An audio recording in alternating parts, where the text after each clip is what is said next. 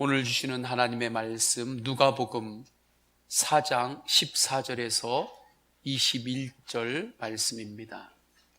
예수께서 그 자라나신 곳 나사렛에 이르사 안식일에 늘 하시던 대로 회당에 들어가사 성경을 읽으려고 서심해 선지자 이사야의 글을 들이거늘 책을 펴서 이렇게 기록된 데를 찾으시니 곧 주의 성령이 내게 임하셨으니 이는 가난한 자에게 복음을 전하게 하시려고 내게 기름을 부으시고 나를 보내사 포로된 자에게 자유를 눈먼 자에게 다시 보게 함을 전파하며 눌린 자를 자유롭게 하고 주의 은혜의 해를 전파하게 하려 하심이라 하였더라. 책을 덮어 그 맡은 자에게 주시고 앉으시니 회당에 있는 자들이 다 주목하여 보더라. 이에 예수께서 그들에게 말씀하시되 이 글이 오늘 너희 귀에 응하였느니라 하시니. 아멘. 항상 예수님으로 승리하시기를 축원합니다.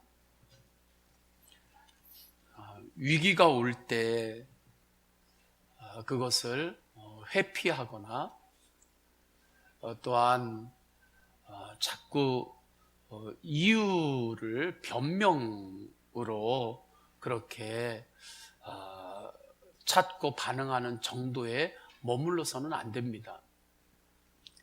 위기가 올 때 위기는 극복하라고 있는 것입니다.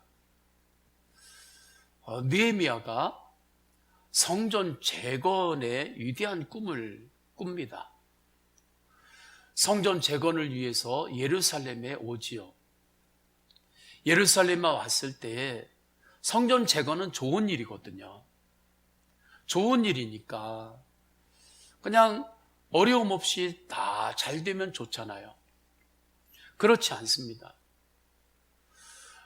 선한 일이라 할지라도 성전 재건을 하는데 산발랏이 무리들과 함께 방해합니다.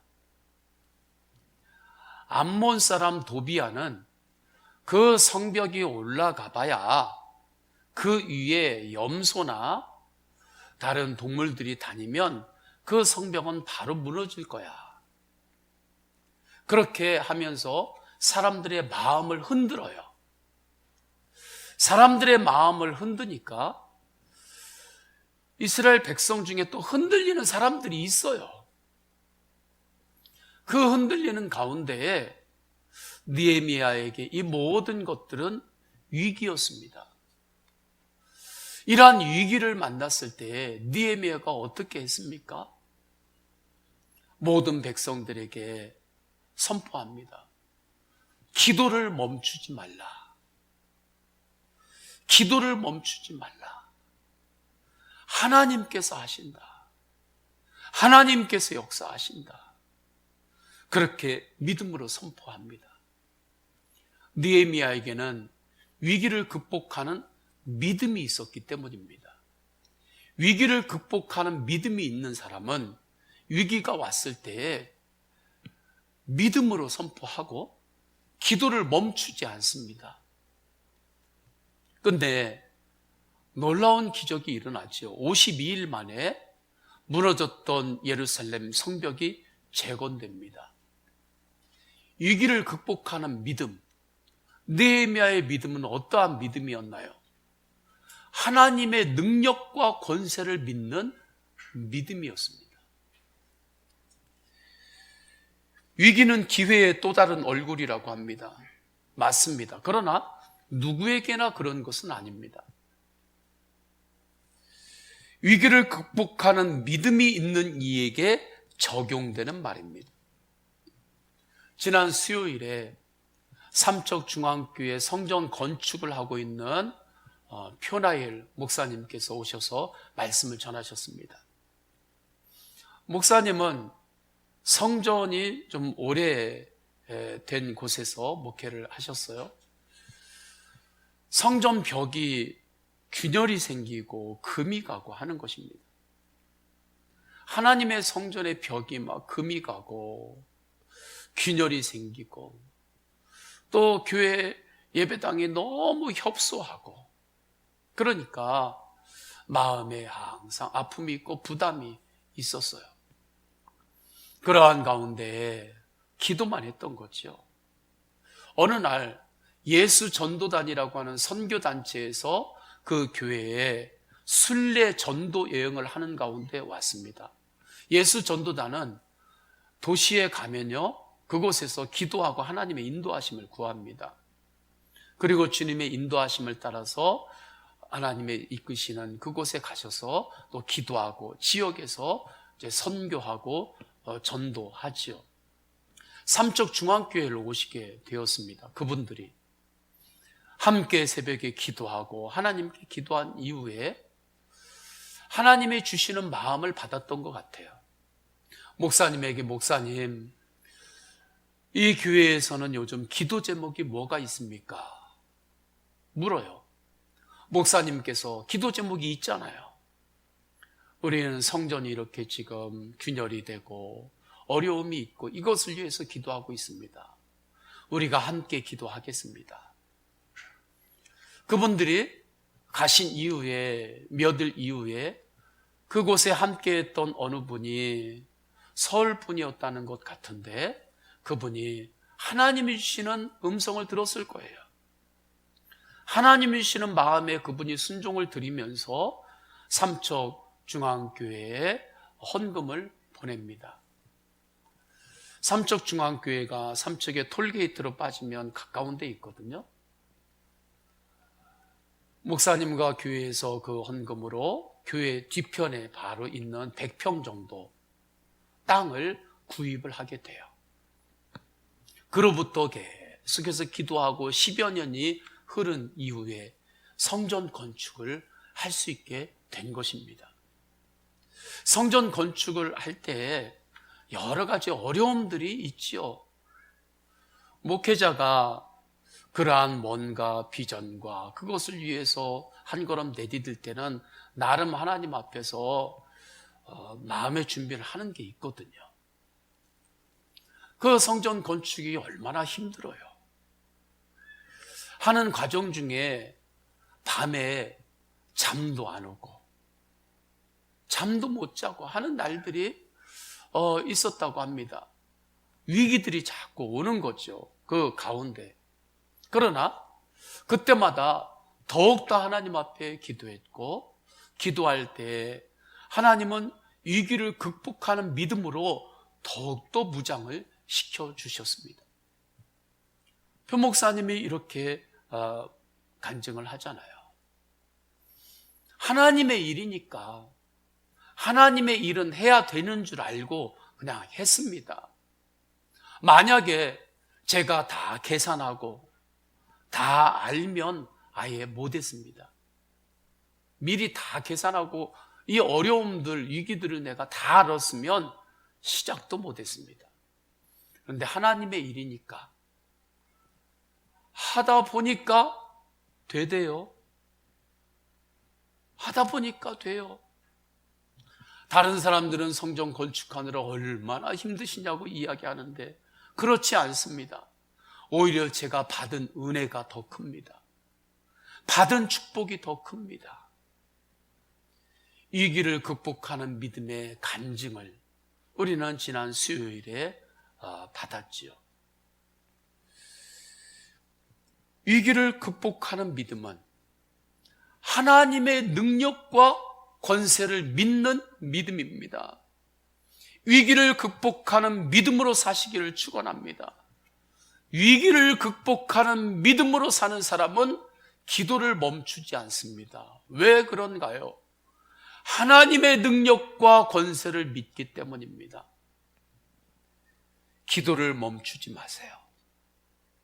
기도할 때 하나님께서 함께 하십니다. 기도할 때 하나님께서 역사하십니다. 하나님이 주신 꿈이 있죠. 하나님이 주신 비전이 있죠.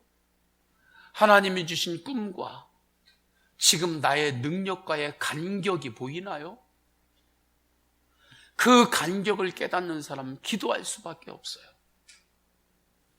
우리 교회에 주신 비전이 예수 사람, 예수 가정, 예수 한국, 예수 열방, 예수 한국, 예수 열방이 비전입니다. 이 비전하고 지금 나의 능력과 나의 처지하고 볼 때에 그 간격이 보이나요? 그 간격이 너무 크지요. 그 간격을 무엇으로 채워야 합니까? 기도로 채우는 거예요. 그래서 꿈이 있는 사람은 반드시 기도하게 됩니다. 비전이 있는 사람은 반드시 기도하게 됩니다. 성도님들의 가정이 행복했으면 좋겠죠?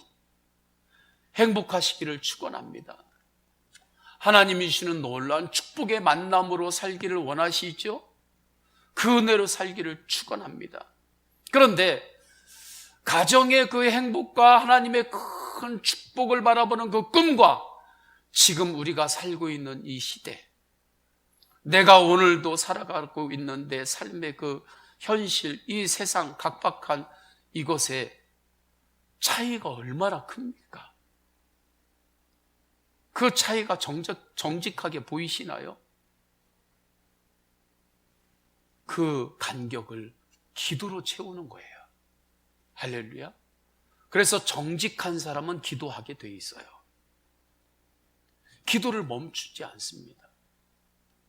위기가 올 때 그 위기를 하나님의 능력과 권세를 바라보고 통과할 수밖에 없다는 것을 절실히 깨닫는 사람은 기도를 멈추지 않아요.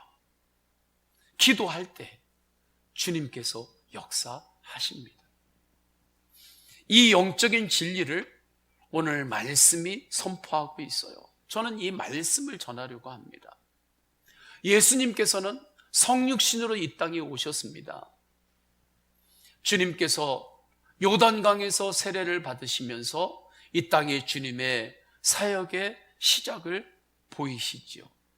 그래서 주연절이 1월 6일에 있게 됩니다. 지금은 주연절 이후에 예배를 드리는 때지요. 주님께서 요단강에서 세례를 받으시고 자신의 공생애를 시작하시면서 광야도 통과하십니다. 성령의 이끌림을 받으셔서 갈릴리에 오셔서 가나의 혼인잔치에서 물이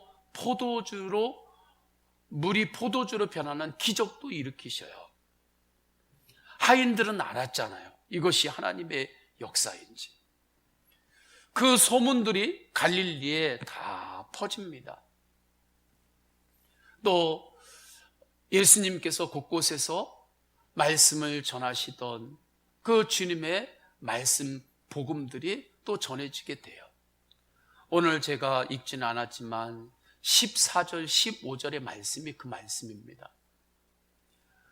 성령의 능력으로 예수님께서 갈릴리에 오셨는데 그곳에서 일어난 하나님의 기적과 능력이 다 전해질 때 소문이 그곳에 가득했더라.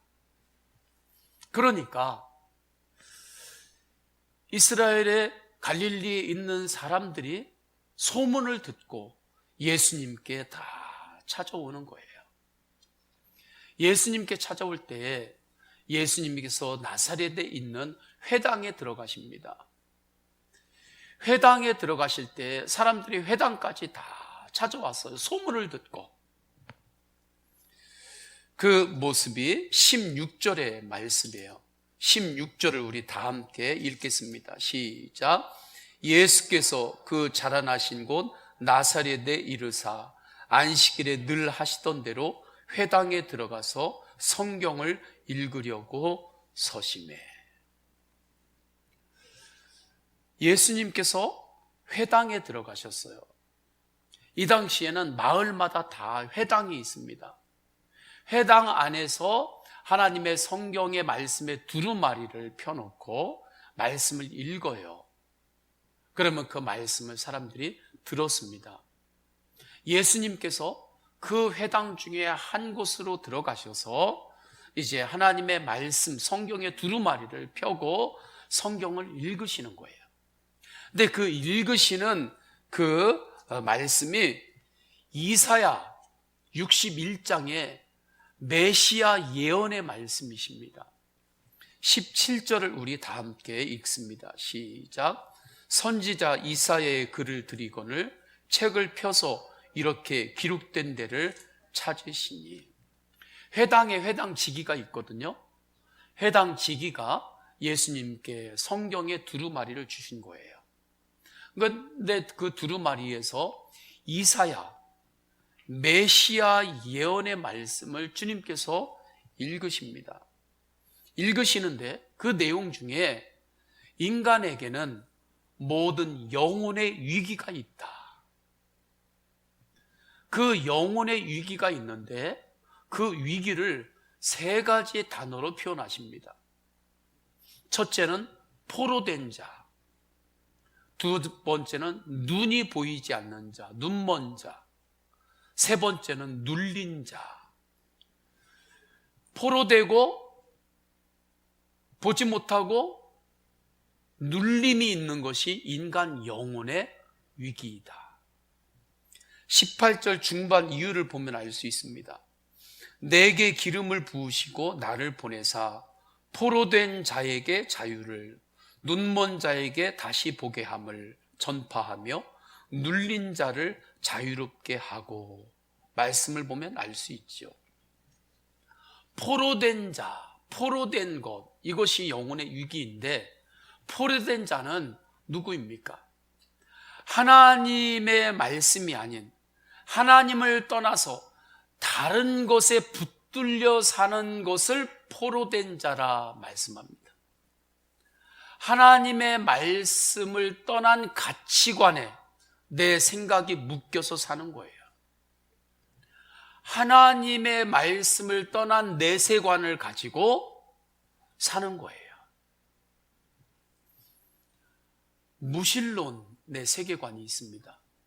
하나님은 없다는 거죠. 이것도 일종의 믿음입니다. 과학은 아니에요. 과학은 하나님을 없다라고 증명할 수가 없어요. 과학의 영역이 아니기 때문에 그래요. 그렇기 때문에 우주선을 타고 저 우주에 올라간 분들 가운데도 어떤 분은 내가 지구 밖에 우주에 올라가서 하늘에 올라가서 내려다보니까 아무리 찾아봐도 하나님은 없더라, 그렇게 말하는 사람이 있고요. 내가 우주에 올라가서 우주를 보고 지구를 내려다보는데 하나님의 놀라운 창조, 이 우주를 보면서 나는 하나님의 살아계심을 보았습니다, 이렇게 고백하는 사람이 있는 거예요.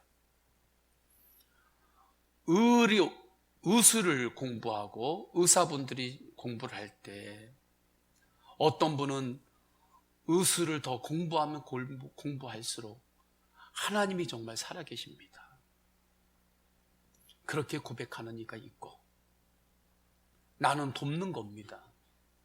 약은 돕는 거예요. 치료는 하나님이 하시는 것입니다. 어떤 사람은 이것은 내가 치료하는 겁니다, 그렇게 또 말하는 사람이 있어요. 그러니까 이 과학으로 하나님이 계시냐 안 계시냐, 이것은 증명할 수 없는 거예요. 그렇기 때문에 무신론, 하나님이 없다는 것을 믿는 것은 어떤 합리적이나 과학적인 주장이 아니라 자기의 가치관이에요. 그것도 믿음 중에 하나죠. 잘못된 믿음이죠. 법원에서도 한 두세 사람, 10사람 정도만 증언을 하는데 일관되게 증언을 해요. 그리고 증언하는 내용들이 다 동일해요. 그러면 그 내용을 증거로 채택을 할 수가 있습니다. 하나님이 살아계시다, 하나님은 사랑이십니다, 이것을 일관되고 동일하게 증언할 수 있는 사람들 1000명을 우리가 찾아볼까요? 너무 쉽게 찾을 수 있어요. 1000명 정도를 그렇게 찾아서 그분들을 다 독방에 다 넣어놓고 그곳에서 각자 진술서를 쓰게 해보십시오. 놀라운 것은 그 진술이 다 일관되고 동일해요. 하나님은 살아계십니다. 하나님은 사랑이십니다. 그러면 세상 법적인 그러한 논리로 보더라도 하나님은 살아계십니다. 이것을 받아들여야만 하는 거예요. 하나님이 살아계심을 일관되게 증언하고 동일하게 증언하는 이들은 1000명 정도가 아니라 수억 명이에요. 이때만이 아니라 역사 가운데 100년 전에도 500년 전에도 1000년 전에도 동일하게 일관되게 고백하는 사람들이 얼마나 많은지 몰라요. 그럼에도 불구하고 하나님은 없다? 이것은 무신론의 세계관에 포로됐기 때문에 그래요. 그 생각에 붙들려 있기 때문입니다. 그 마음에 묶여 있기 때문에 그래요. 죽으면 다 끝이야. 사람 죽으면 다 끝이야. 아니에요. 사람이 죽으면 영원히 가야 하는 천국과 지옥이 있어요. 특별히 요즘은 TV에서 드라마나 리얼 토크 같은 데서도 환생을 그렇게 이야기를 많이 해요. 요즘처럼 많이 하던 때가 없었던 것 같아요. 환생을 이야기하면서 토크들을 만들고 옷도 모자 같은 거 이렇게 막 쓰고 그런 프로그램들을 이렇게 만들더라고요. 얼마 전에 이렇게 보니까 한 프로에서 어느 한 가수가 이렇게 나왔는데 뒤에 지옥 화면을 이렇게 보여주고 당신이 이 죄를 가지고 환생을 하실 수 있겠습니까? 그렇게 물어보면서 이제 토크쇼를 진행을 하더라고요. 환생은 없어요. 인간의 인생은 한 번 사는 인생입니다. 또한 귀신 드라마들이 요즘 얼마나 많아요. 그런데 귀신들이 보면 의롭기도 하고 좀 못되기도 하지만 정의롭기도 하고 좀 사랑도 있기도 하고 여러 가지들이 다 있어요. 그것은 심리학적으로 투사라고 하죠. 인간들의 있는 것을 그냥 귀신에게 투사한 것뿐이에요. 귀신의 목적은 하나예요. 사람들을 죄의 종노릇하게 만드는 것입니다. 그리고 지옥에 가게 하는 거예요. 환생도 없고 그런 귀신은 없어요. 마귀는 마귀일 뿐이에요. 인간의 인생은 한 번 사는 인생이에요. 예수 그리스도의 십자가 대속의 은혜로 구원받지 못하면 인간의 영혼이 가야 할 곳은 지옥입니다. 그런데 지옥을 요한계시록에 보면 영원히 꺼지지 않는 불못이라 말씀하지요. 실지하는 고통의 장소예요. 그 고통에서 영원토록 살아야 합니다. 손가락 조금만 대어도 얼마나 화끈화끈거리고 힘들어요. 그런데 그 불못에서 영원히 살아야 합니다. 죽지도 못해요, 이제. 어떤 이는 그 요한계시록의 말씀을 보면서 그 말씀은 상징이죠, 지옥의 상징으로 한 이야기죠. 그렇게 말하는 이도 있습니다. 좋아요. 그렇다고 해봐요. 그러면 더 문제예요. 상징을 그렇게 쓸 때는 언제 쓰는 줄 아십니까? 지옥을 하나님께서 보여주셨는데 그 지옥의 고통과 처참함과 끔찍함을 도저히 사람 말로 설명할 길이 없어요. 그럴 때의 상징을 쓰는 거예요. 그래서 불못이라고 그렇게 상징을 썼다고 해봐요. 그게 상징이라면 더 끔찍한 거예요. 이것이 하나님을 떠난 자 영혼의 위기고 영혼의 실상인 것입니다. 하나님의 말씀이 아닌 다른 것에 묶여서 살아가는 포로된 자의 영혼이 갖고 있는 위기예요. 언제 터질지 모르는 그 폭탄이에요. 언제 주님이 우리를 부르실지 모르기 때문입니다. 이 영혼의 위기가 얼마나 심각합니까? 하나님 나라를 바라보는 눈을 열지 못하고 사는 사람, 눈먼 자, 믿음의 눈을 열지 못하고 살지 못하는 이의 영혼의 위기가 얼마나 큰 위기입니까? 오늘 예배 마치고 다음번 한번 눈 감고 사는 것이 얼마나 큰 위기인지 한번 실험 한번 해보실래요? 교회 나가시면서 눈 감고 집에까지 한번 가보세요. 그렇게 사는 자체가 위기지요. 운전하시고 오신 분들 계시죠? 오늘 집에 가실 때 눈 감고 운전하고 한번 가보세요. 집에 가실 수 있나요? 눈 감고 그렇게 사는 자체가 위기인 거예요. 그러니까 영적으로 우리가 믿음의 눈을 열지 않고 영적으로 눈 감고 사는 그 삶 자체가 위기인 거예요. 영적으로 이와 같습니다. 그러면 이 영혼의 위기를 어떻게 해야 하나요? 그냥 그때그때 조금 피하면 되나요? 아니면 이유를 자꾸 찾아가지고 그냥 이렇게밖에 내가 살 수 없다고 변명하는 것으로 끝나도 되나요?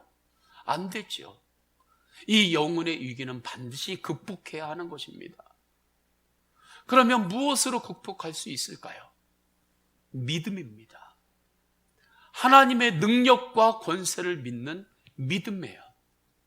예수 그리스도의 십자가의 사랑의 능력, 예수 그리스도의 부활의 능력을 믿는 믿음으로 극복합니다.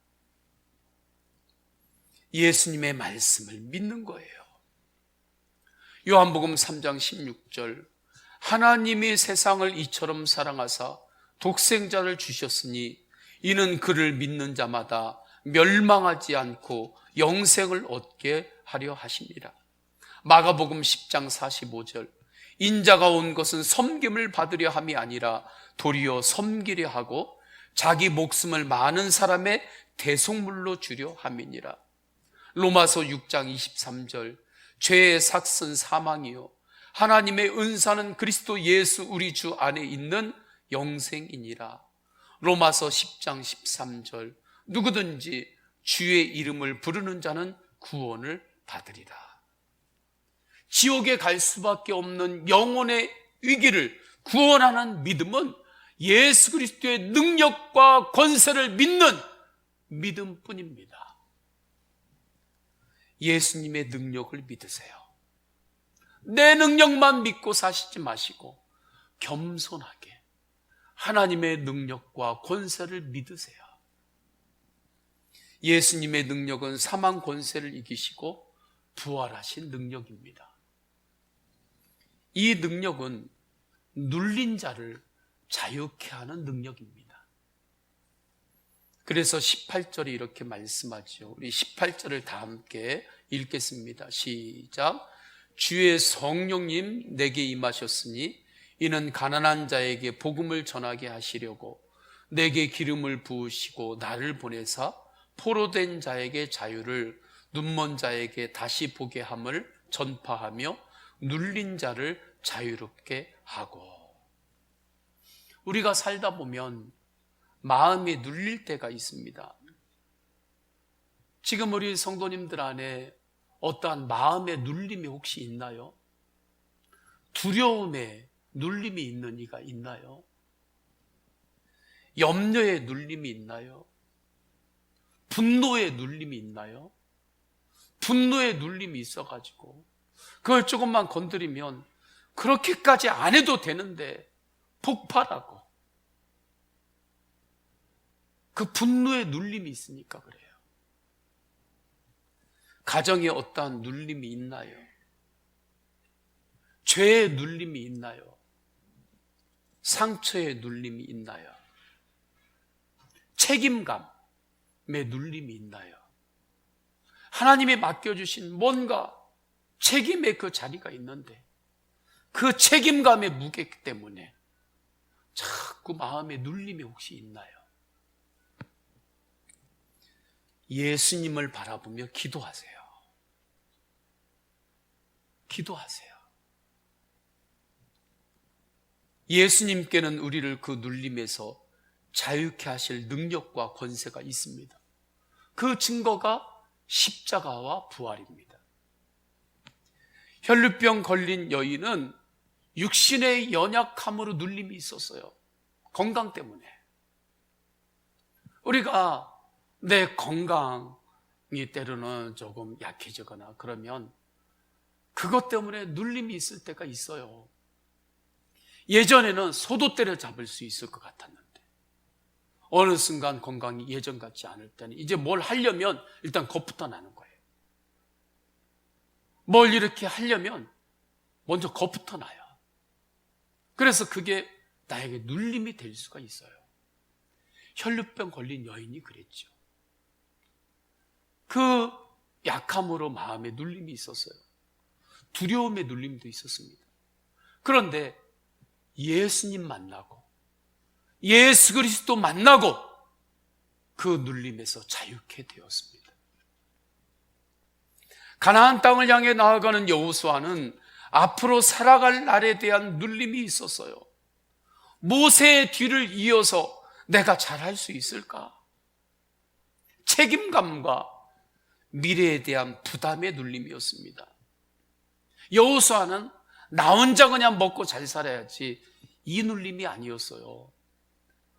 자기가 함께 이끌고 나아가는 가족들, 이스라엘 백성들, 이들을 어떻게든지 잘 이끌면서 가나안 땅에 들어가야 하는 그러한 책임에 대한 눌림이 있었어요. 그때 주님이 말씀하십니다. 두려워하지 말고 놀라지 말아라. 내가 네가 어디를 가든지 내가 너와 함께 할 것이다. 하나님께서 말씀하셨습니다. 하나님의 말씀을 여호수아가 믿음으로, 아멘으로 받았어요. 저는 성도님들이 하나님의 말씀이 선포될 때 그 말씀이 땅에 떨어지게 만들면 안 돼요. 할렐루야. 말씀을 아멘으로 받으시기를 축원합니다. 여호수아가 그 말씀을 아멘으로 받아 먹었어요. 두려워하지 말아라. 놀라지 말아라. 네가 어디를 가든지 내가 함께 할 것이다.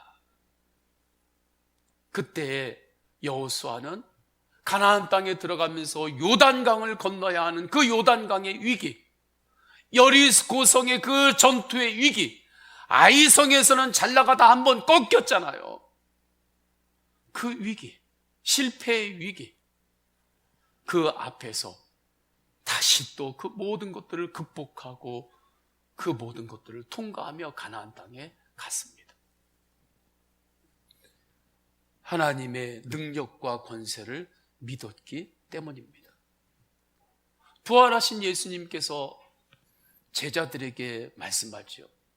내가 세상 끝날까지 너희와 항상 함께 하리라. 예수님께서 말씀하시면요, 그 말씀은 주님은 꼭 지키십니다. 사람은 말하고도 못 지킬 때가 있어요. 거짓말을 할 때니까. 사람은 거짓말하니까.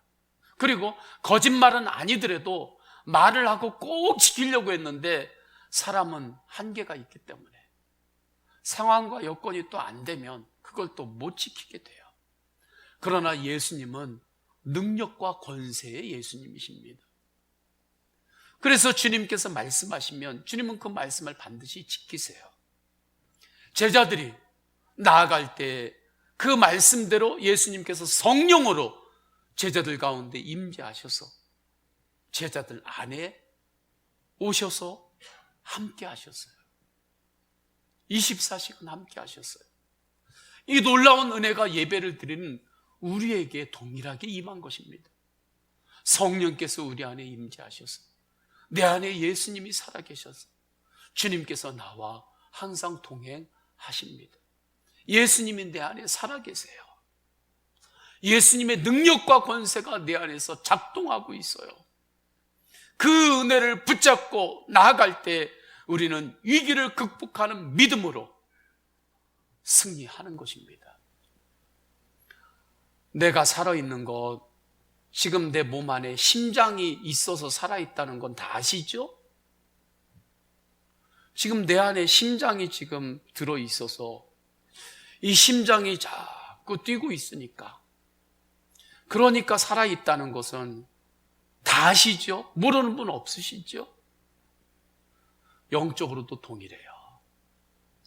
우리의 영이 살아있는 것은 내 안에 예수님이 내 안에 살아계셔서, 내 안에 예수님께서 임재하셔서 나와 동행하시기에 우리의 영혼이 살아있는 것입니다. 그래서 우리가 예수님으로 기도할 수 있어요. 내 안에 살아계시는 예수님을 바라보면 그는 영혼의 위기가 오든 때로는 마음의 눌림이 오든 그는 기도를 멈추지 않습니다. 기도하세요. 할렐루야. 기도하세요. 숨 쉬는 거 멈추는 사람이 있나요? 요즘 코로나로 힘들어. 요즘 사는 게 경제적으로도 힘들고 이자는 자꾸 올라가고 사는 게 힘들어. 그러니까 오늘은 숨 한 3시간만 안 쉬어야지 하고 한 3시간 안 쉬었다가 쉬는 분 계시나요? 내가 상처를 받았어. 내가 상처를 받았으니까 나 숨 안 쉴래 하고 숨을 멈추는 사람이 있나요? 살아가는 게 왜 이렇게 힘들지? 그렇다고 1시간 나 숨 안 쉬어야지. 숨을 멈추는 분 있나요? 놀라운 꿈과 위대한 비전을 받았어요. 그 꿈과 위대한 비전을 가지고 나갈 때 너무 기분이 좋으니까 숨 1시간 안 쉬어도 되겠지. 그렇다고 숨 1시간 안 쉬는 분 계시나요? 성공했어요. 야, 이거 잘 됐네. 성취했네. 그러니까 오늘 하루는 나 숨 안 쉬고 좀 쉬어야지. 그렇게 숨 안 쉬는 사람이 있나요? 그렇지 않잖아요. 기도가 이와 똑같습니다. 뭔가 성공을 하든 때로는 상처가 있든 위기가 오든 기도는 멈추지 않아야 합니다. 기도를 멈추지 말기를 축원합니다. 하나님의 능력과 권세를 믿는 믿음이 있는 자는 능력과 권세의 예수 그리스도를 바라보는 이는 부활 신앙으로 사는 이는 기도를 멈추지 않습니다. 기도를 할 때 어느덧 위기가 저만큼 뒤로 가 있고 기도하기 전에는 위기가 앞에 있었는데 기도하다 보니까 위기가 벌써 내 뒤에 가 있는 거예요. 위기를 극복하는 믿음으로 승리가 이미 된 것입니다. 예수님께서 십자가의 고통과 모함, 사람들의 배신 등의 위기도 사랑으로 통과하시고 부활의 능력으로 승리하셨어요. 그분이 내 안에 주님으로 계십니다. 그래서 더욱 예수님을 바라봐야 돼요. 상황만 바라보지 말고 예수님 바라보세요. 예수님께서 18절에 이사야 61장 예언의 말씀을 읽으셨죠. 이것은 사명선언문하고 똑같아요. 예수님의 사명선언문.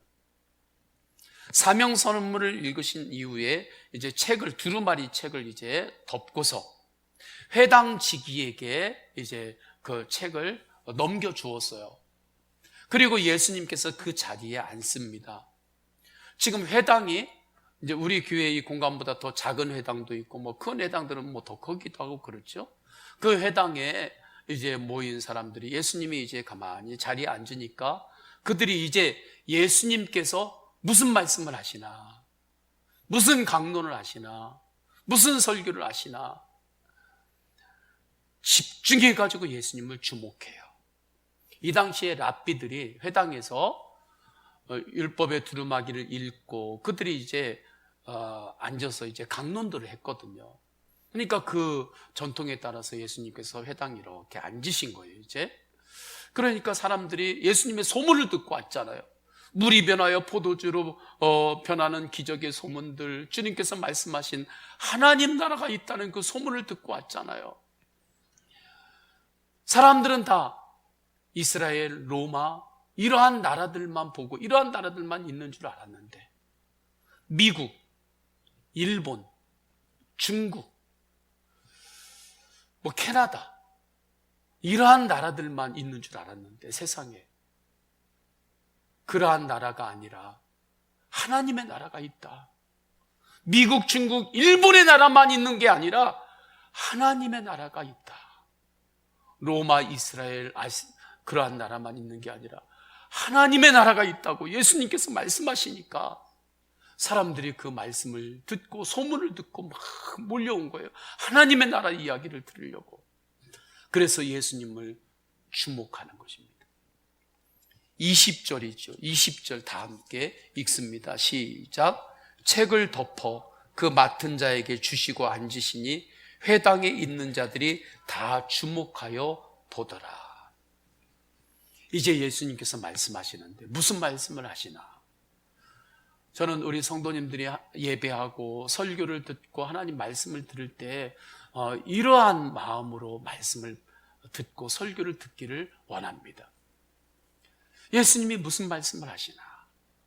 그렇게 주목하게 보는데 예수님께서 너무 간단한 말씀, 한 말씀을 하시는 거예요. 예수님의 말씀이 너무 단순하고 너무 심플해요. 21절 우리 다 함께 읽겠습니다. 시작. 이에 예수께서 그들에게 말씀하시되 이 글이 오늘 너희 귀에 응하였느니라 하시니. 이 말씀에서 이 글이 너희 귀에 응하였느니라는 뜻은 18절에 나오는 여러 가지 영혼의 위기들, 포로되고 보지 못하고 눌림의 위기들이 예수님께서 성육신으로 이 땅에 오심으로 이미 극복되었다. 위기가 앞으로 극복될 것이다가 아니라 이미 극복되었다는 뜻입니다. 이미 너희에게 응하였다. 예수님께서 이미 성취하셨다. 이 놀라운 말씀이에요. 이 말씀을 믿음으로 받으시기를 축원합니다. 그럼 우리에게 어떤 믿음의 적용이 일어나는가? 우리가 때로는 위기가 있고 또 주님이 주시는 그 비전이 있잖아요. 꿈이 있잖아요. 그런데 그 비전과 꿈이 너무 크면 그것도 위기예요. 그 무게가 너무 크니까. 그런데 이 위기가 언젠가는 극복되어질 것이야, 이게 아니라 예수님을 바라보고 기도할 때 우리에게 주시는 믿음은 이미 이 위기는 예수님 안에서 극복이 되었습니다. 주님께서 주시는 꿈과 비전은 예수님 안에서 이미 주님께서 이루어 주셨습니다.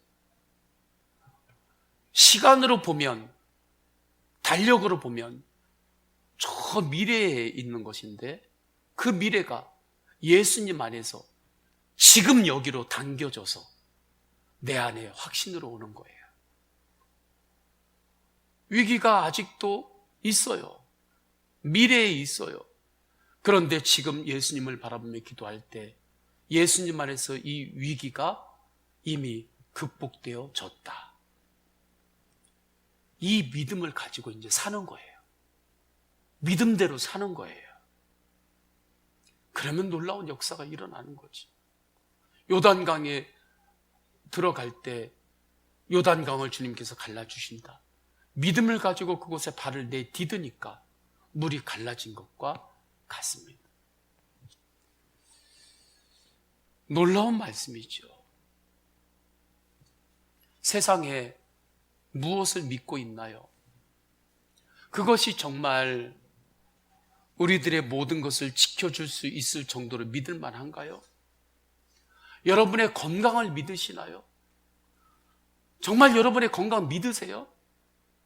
여러분의 건강이 여러분의 모든 것을 정말 지켜줄 만할 정도로 정말 그렇게 믿을 만한가요? 혹시 아직도 내 주먹을 믿고 사는 사람은 없겠죠? 내 주먹을 믿어. 아직도 내 주먹을 믿고 사는 분은 이제는 없겠지요? 내 기억력을 믿으시나요? 내 지식과 경험을 정말 믿으시나요? 내 기억력이 모든 것을 지켜줄 만한가요? 영원히 믿을 만한가요? 예수님의 능력과 권세를 믿으세요. 예수님의 능력과 권세를 믿고 기도를 멈추지 않기를 축원합니다. 기도하세요. 나는 죽고 예수로 사는 복음을 믿으세요. 예수님을 믿는 믿음만이 위기를 극복하는 믿음입니다. 예수님 한 분만으로 위기를 극복하는 데 충분해요. 이 은혜의 눈이 열리는 사람의 특징이 있습니다. 감사와 선교예요. 예수님은 우리에게 어떤 상황에서도 감사할 자유를 주시기 때문입니다. 선교의 마음과 열정을 주시기 때문에 그래요. 박 목사님이 계십니다. 언젠가 한번 나눴던 것 같아요. 그분이 지난해 목에 골절이 왔어요. 뼈에. 병원에 갔더니 조금만 옆으로 비껴가서도 신경을 상하게 했으면 전신 마비가 올 정도의 골절이었어요. 그런데 그 조금 차이로 정말 하나님이 지켜주셨죠. 신경이 살았어요. 그 위에 병원에서 24시간 꼼짝 않고 누워있는 거예요. 그때 연락할 때 통화도 못해요.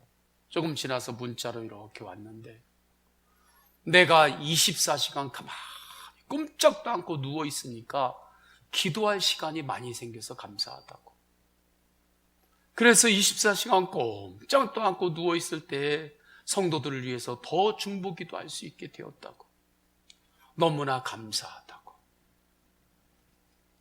감사로 해석을 하는 거예요.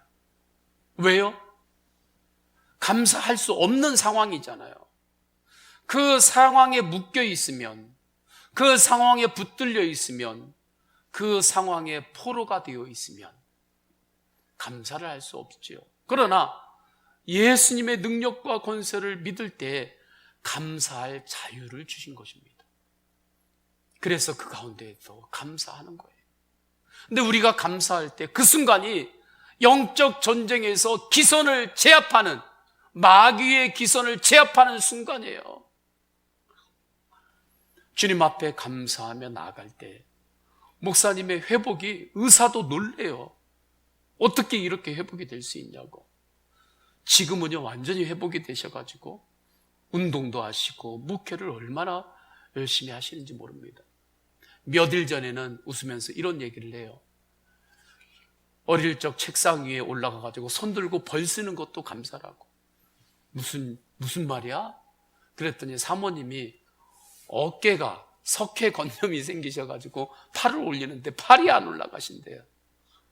그걸 보니까 벌 받더라도 손 번쩍 올리고 벌 받던 게 그게 감사였다고. 손이 위로 올라갔으니까. 그렇게 감사로 해석을 해요.